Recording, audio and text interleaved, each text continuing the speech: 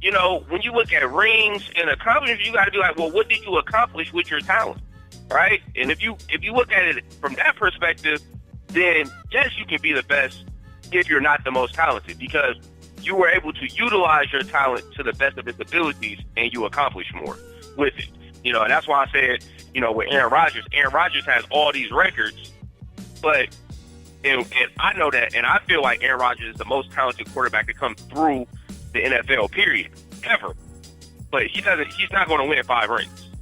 I doubt if he wins 5 rings. Not in Green Bay, he won't. You have to leave Green Bay to win some rings. But he won't win 5 rings in Green Bay. You know, Drew Brees is one of the most talented quarterbacks to play the game. And Drew Brees only has 1 ring. You know, he has, 70,000 passing yards or something like that? Something ridiculous, man. His stats, you know, his stats are crazy. Exactly. But you're never going to hear Drew Brees, you're never going to hear an argument for Drew Brees being the best quarterback ever. Like, Tom Brady and Joe Montana set that standard, not only just because of their talent, but also them winning rings. You know, that's what it is. That's what it's about at the end of the day, is winning rings. You know, and so they got him. Because they got him, you have to put him up there. Yeah. And Chief says Aaron Rodgers is done as far as Super Bowls. I agree with you on that. I don't know if he'll ever get another one. Also, Michael Bonner says, do you realize that Jordan played for the winningest coach in NBA history? Yes, and that's you can compare that with Tom Brady. Tom Brady. They're very equal as far as that goes. And but I just think NBA, if you suck, people know. If you don't have it, people know. In the NFL, I think there's sometimes where you don't have to necessarily have, like we like to talk about in the sports world, that it factor. Some people have it, some people don't. In the NBA, I think you can see very quickly, or you can look at their whole season and you can see it. So, but appreciate you as always, man. We went a little bit longer. My second guest wanted me to make it on, but always great getting you on, man.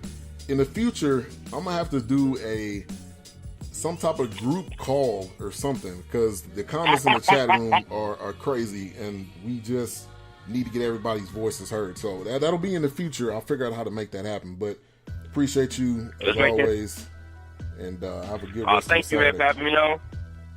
For sure. Thank you for having me on. And yeah, we definitely going to have to do that. Make it so we can actually talk to the individuals in the chat room. That'd be dope. Yeah. So definitely, that'll be in the works. We'll try to make that happen sooner than later. But I appreciate you as always. All right. Later. All right. Over my man Tyon Mack. Always love talking sports with him. Chief, I think Chief mentioned what's the call-in number. We'll be taking callers. I got a guest coming up in about 11 minutes. So if somebody wants to call in, I know we've been hitting some topics that got people buzzing. But if somebody wants to call in, the call-in number is 469-351-0881 for about the next 10 minutes. If anybody wants to call in, shout out to RC, Brian Hill, Believe. Appreciate you guys for coming into the chat room. But we're definitely going to get something going. Probably get a conference call or something like that to get all these voices heard, because I think that would be dope. So, Michael Bonner says, hate him or love him, as a coach, Phil Jackson was the man. He was. You can compare him very much so to Belichick, the Zen master. All right, so also from this week, if everybody didn't hear, which I'm sure you probably already have, the XFL will be coming back in 2020. Are you guys going to watch it? Is anyone excited about it? What exactly does that mean to you as a football fan, to you as a sports fan? I think it's going to be great to see it come back, but I just don't think it's going to last. Ralph says, man, you don't want me calling in. I welcome all callers. Phillies fans, Giants fans, whoever you may be. I welcome all callers, no doubt. But the XFL will be coming back. Is anyone excited about it? Like I said, I think it's going to be exciting early on. Are they going to be able to withstand it? The last time, it was great. I think the first season, but they weren't able to keep it going.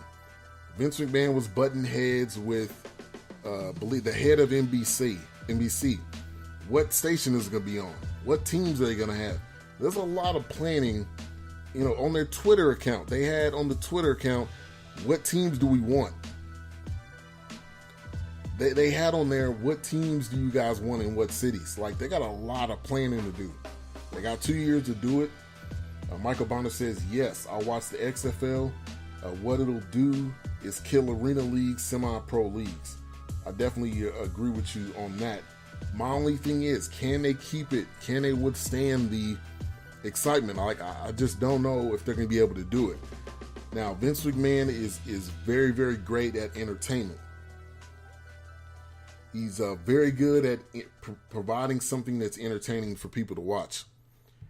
And Chief says to Ralph, I have a call in, check out my show, follow me, should be on later. So, we got a caller on the line. What's your name and what you want to talk about? Hey man, what's up? It's Ralph. What's going on? Hey, what's going on, Ralph? How you doing? I'm good, man. I'm good. What's going on? I know you were talking about the XFL a little bit, right? Right. One of the things I was noticing when they were doing like the promos, one of the words that stood out and one of the words that they chose to pick, that it was going to be safer. And I know back in the day the XFL wasn't exactly the safest sport to play, so I'm glad they're going with that. I would be interested if, like, they came out with a new helmet this season in the off season. Some of the teams, they practiced with it, and it's that helmet that has like the crumple zones and it's supposed to cut down on concussions and stuff.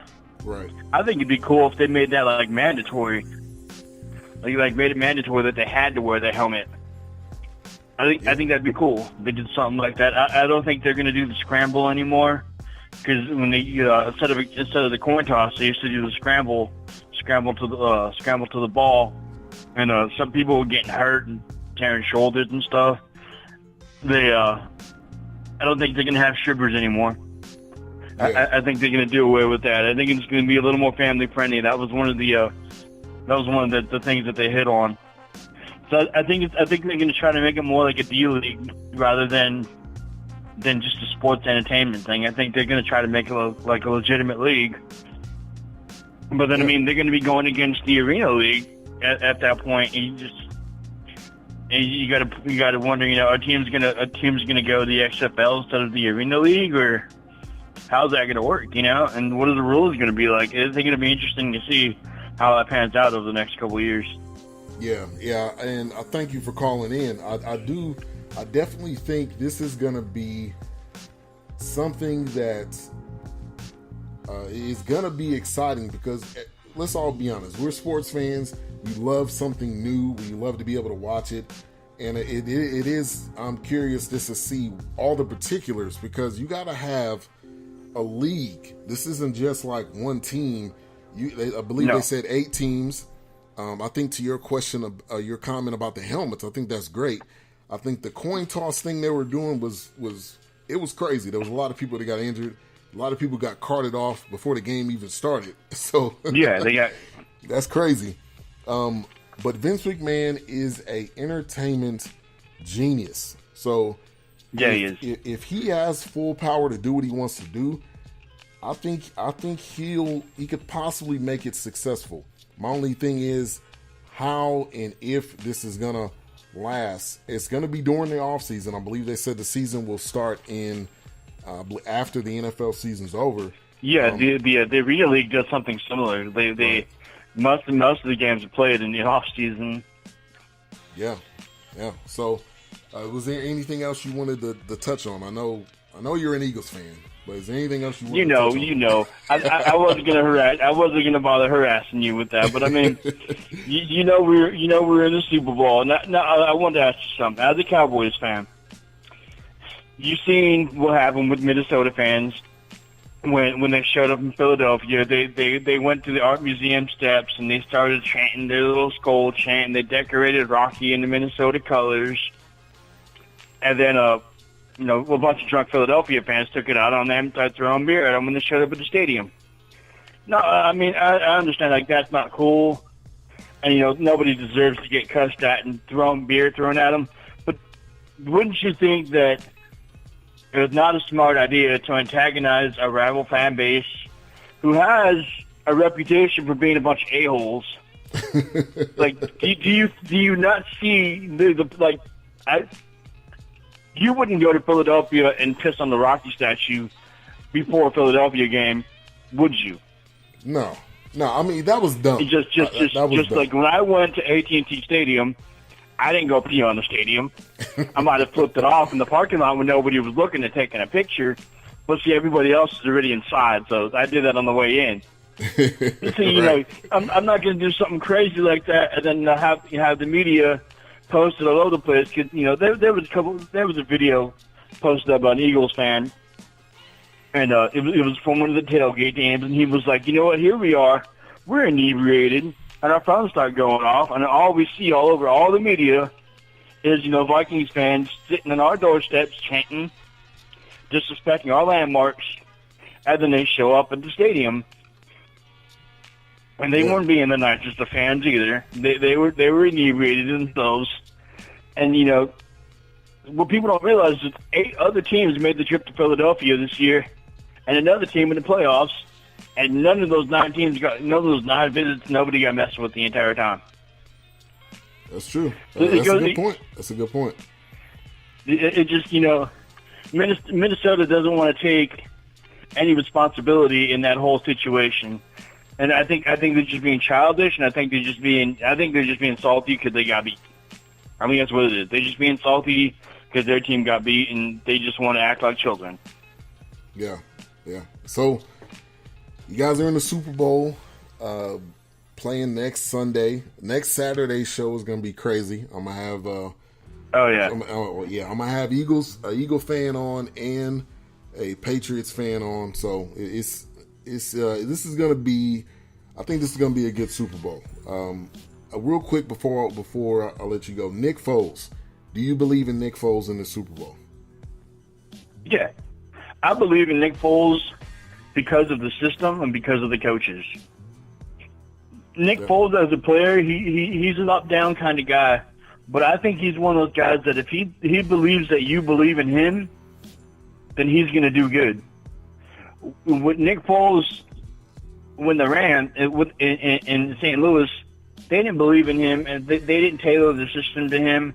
They didn't give him the tools that he needed. We all know that Jeff Fisher's a horrible coach because he had Jared Goff, Case Keenum, and Nick Foles and couldn't do nothing. And all these guys were in the playoffs. 3 out of his 4 quarterbacks over the last several years were all in the playoffs, and he's just a horrible coach. You can't really use any of their time with the Rams against any of those guys because they all play better with in different systems. And Nick Foles, he didn't do too hot against the Raiders, and he looked terrible against the Cowboys. But the second they sat down, they worked out all those RPOs, and they implemented Chip Kelly's offense into the new Eagles offense. All of a sudden, he turns back into that Nick Foles from 2013 that went 27-2, and he went to the Pro Bowl and won the MVP of the Pro Bowl. Like, that's the Nick Foles that we've seen for the last 2 weeks. I don't expect him to change at all until maybe he goes to a different system or something. And that's another thing. Does Philadelphia keep Nick Foles now, or do they trade him now that he's a hot commodity? Because we don't have a 2nd or 3rd round pick. Right. All right. Well, Ralph, appreciate you for calling in. I got another caller up on the line. So definitely, and thank you for always being active in the chat room and listening. I appreciate it. All right, man. Fly Eagles fly. Thank you. Take care. Bye. I had to put that Fly Eagles fly in there. I knew it. So Chief says, okay, tell him to call me up. Ralph is in the chat room, so he'll definitely give you a call. So we got our next guest up on the line, Byron Moten of Mo Sports Talk. here in the Dallas-Fort Worth area, here to